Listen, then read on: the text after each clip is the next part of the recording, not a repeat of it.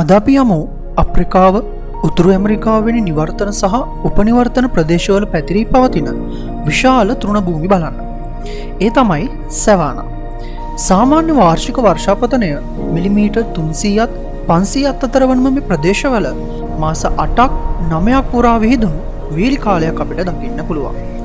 සාමාන්‍ය උෂ්ණත්ව පරාසය සෙල්සියස් අංශක 24 සිට 29 දක්වා විචලනය වෙන්න පුළුවන්. ඒ වගේම තමයි උපනිවර්තන ප්‍රදේශවලදී නම් අපිට ඍතුමය වශයෙන් සිදුවන දේශගුණික විපර්යාස බලා ගන්න පුළුවන්. උස්ව තෘණභූමියක් පුරා විසිරුණු ශාක දරා සිටින මේ භූදර්ශනය සැවානා වලටම ආවේනික වෙච්ච එකක්. වියලි කාලවලදී මෙම තෘණභූමි පහසුවෙන් පින්නට හසු වෙන්න පුළුවන්.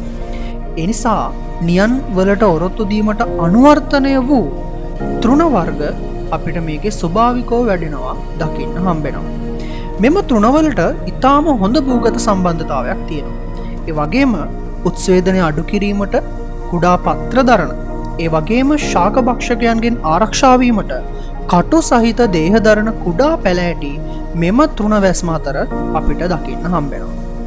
ඍතුමය වැසි නව තෘණ වර්ධනය දිරිගන්වනවා. වේයන් වැනි බොහෝ කෘමීන්, සිංහයන්, සීබ්‍රාවන්, ජිරාෆුන් වැනි සතුන් අපිට මෙම ප්‍රදේශවල සුලභව දකින්න පුළුවන්. බොහෝ සතුන්ට දිගුදුර පර්යටනය සඳහා කාර්යක්ෂම සංචරණයක්ද, ඒ වගේම දඩයම සඳහා පුළුල් දෘෂ්ටි පරාසයක්ද තියෙනවා. ඉතා ඈත කාලයේ සිට මෙම ප්‍රදේශවල මානව ජනාවාසීකරණය දකින්න හම්බෙලා තියෙනවා.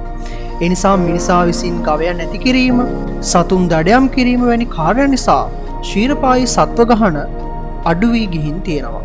මිනිසා විසින් සිදු කරනු ලබන ගිනි තැබීම තෘණ වැස්ම පවත්වාගෙන යාමට දායක වන අතරම එමගින් ශාක වර්ධනය සඳහා ඍණ බලපෑමක්ද ඇතිවිය හැකියි. එනම් ඊළඟ වීඩියෝ එකෙන් හම්බ වෙන තුරු ඔබට සුබ දවසක්.